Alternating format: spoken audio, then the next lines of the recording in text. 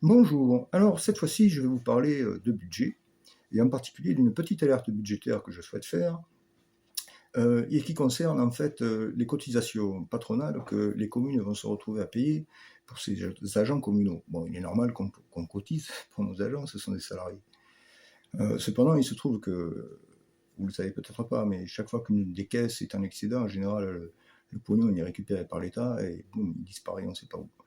Et puis après, quand il est en déficit, on nous réclame de l'argent et on nous demande de cotiser plus. Voilà, ça c'est vrai pour toutes les caisses globalement, quoi que vous preniez, la sécu, la retraite, etc.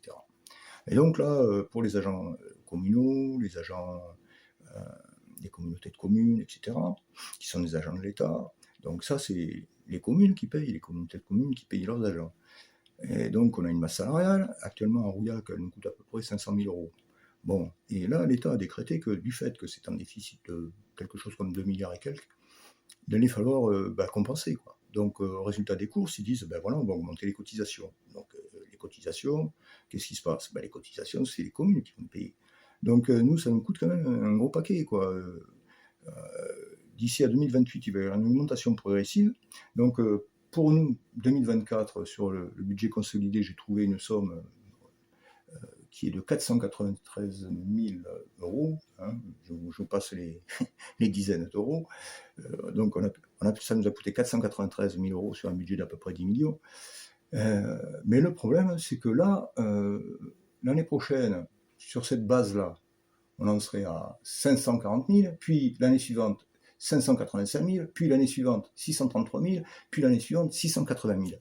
Alors, donc pour le même nombre d'employés, on passerait de 493 000 à 693 000, 679 000 euros. Ce qui veut dire qu'on va perdre quasiment 200 000 euros. Voilà, 200 000 euros. Et moi, comme vous l'avez vu, je vous ai proposé de dépenser pour la commune quelque chose qui serait entre 60 et 70 000 euros par an pour nourrir tous les enfants de façon gratuite dans les écoles. Si on nous prend tout le pognon, je ne sais pas ce qu'on va faire, on donnera même plus à manger à ce train-là. Donc il ne faut pas se laisser faire.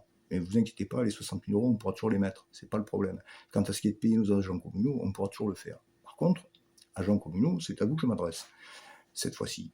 C'est que vous comprenez bien que si on a des besoins dans la commune de vous faire travailler pour telle et telle chose, en urgence, machin, bidule, je vois déjà qu'il y a eu des accords qui ont été signés, ce qui est une bonne chose pour les heures supplémentaires, c'est normal de les payer correctement. Et bien, le problème, c'est que la charge de travail, au bout d'un moment, les gens, quand ils travaillent trop, ils travaillent de moins en moins efficacement. Et si nous, on a des besoins dans la commune, avec trop peu d'agents, les agents sont surchargés, sont fatigués, et ça ne peut pas aller correctement. Et si on n'a pas les moyens d'en engager d'autres, forcément, on ne s'en sortira pas. Alors j'ai vu qu'il y avait un truc qui s'était mis en place, je ne sais pas ce que c'est, je vais regarder, ça m'a fait marrer sur le coup.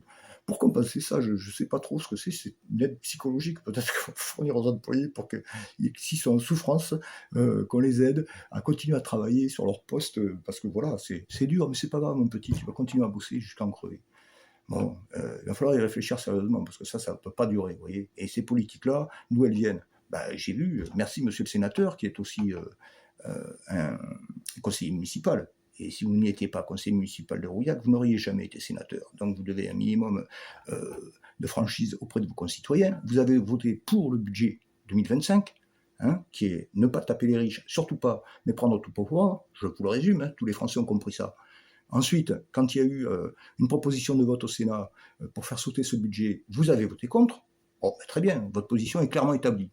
Ensuite, quand il s'agit de voter le budget de la sécurité sociale, qui fait des augmentations de ce qu'on paye aux médecins, la réduction de l'offre de soins, qu'il faut payer plus cher les boîtes de médicaments, vous avez voté pour, avec vos deux mains.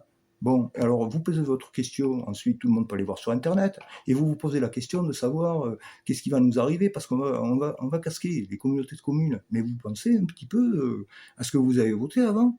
Vous êtes responsable. Donc venez pas être surpris de ça. Moi je vous le dis, monsieur, vous n'avez rien à faire ici, vous êtes un hypocrite. Voilà, merci.